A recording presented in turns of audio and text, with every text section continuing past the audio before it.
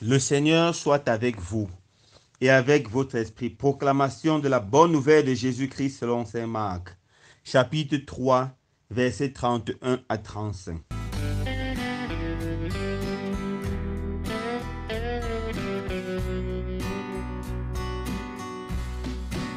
En ce temps-là, comme Jésus était dans une maison, arrivent sa mère et ses frères.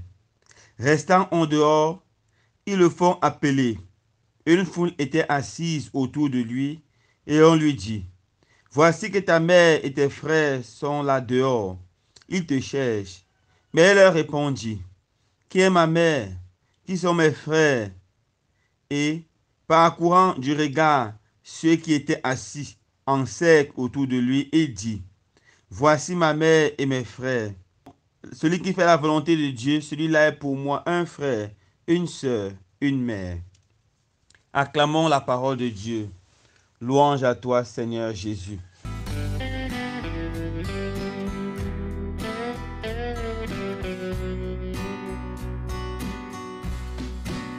Chers frères et sœurs bien-aimés, dans l'évangile de ce jour, saint Marc nous présente une scène assez belle, mais assez difficile à interpréter et à comprendre.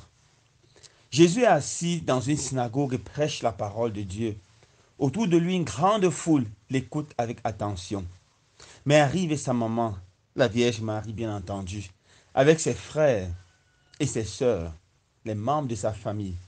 Notons dès le début qu'ici il ne s'agit pas de ses frères au premier degré.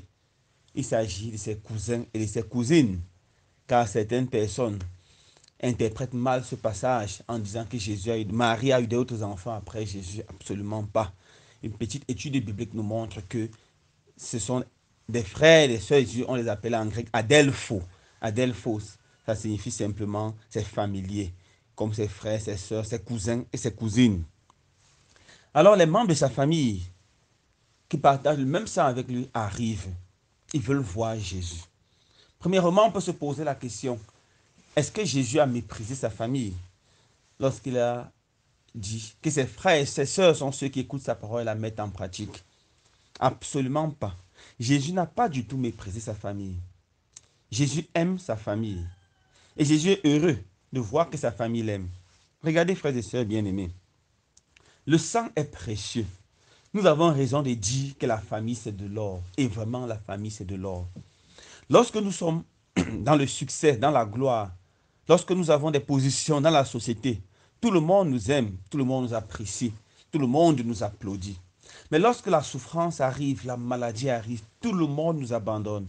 Les seules personnes qui restent à nos cheveux, ce sont les membres de notre famille, nos frères, nos soeurs, nos parents, nos enfants. Voilà ce qui reste.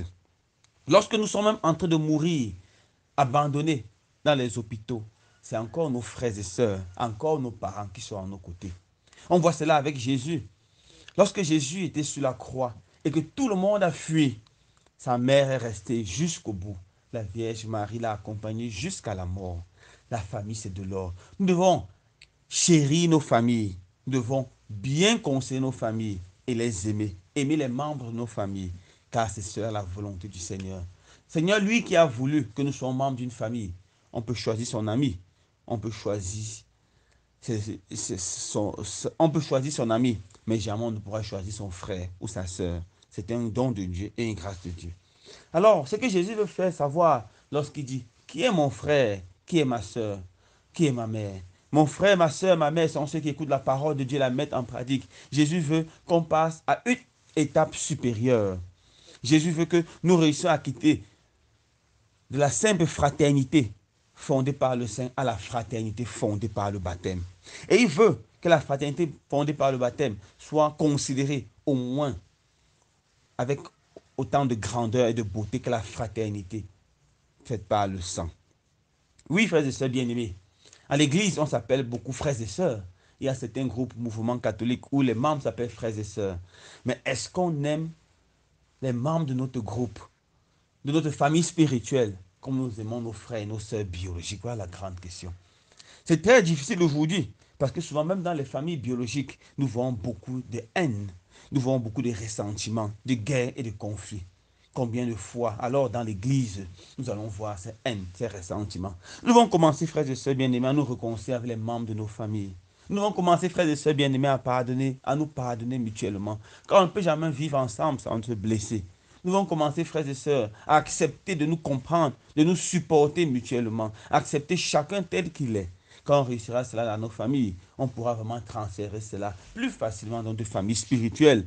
Nous allons commencer à nous aimer vraiment en église.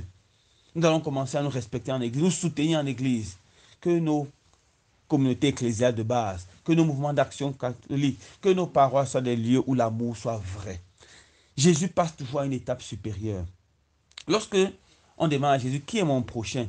Jésus dépasse la conception juive qui pensait que le prochain c'est celui qui vit près de moi, mon frère, ma soeur juif. Et Jésus dit, mon prochain, tous ceux qui sont dans le besoin, tous ceux qui ont besoin de moi, voilà le prochain selon le Seigneur. Qui est mon frère? Jésus dépasse cette conception naturelle. C'est celui avec qui on partage le même sang. Jésus dit non. C'est celui avec qui on partage la vie. On vit dans le même lieu de service. On partage la vie. Que ce soit dans le lieu de service, que ce soit en église, que ce soit dans le quartier. Voilà mon frère et doit lui montrer beaucoup d'amour. Et le sommet de cela, de cette fraternité, c'est le baptême. Mon frère, c'est celui qui écoute la parole de Dieu et la met en pratique. Que Dieu nous donne la grâce de pouvoir nous aimer vraiment comme des frères, que ce soit au niveau de nos familles biologiques, que ce soit au niveau de nos différentes paroisses et comités ecclésiales de base. Loué soit Jésus-Christ.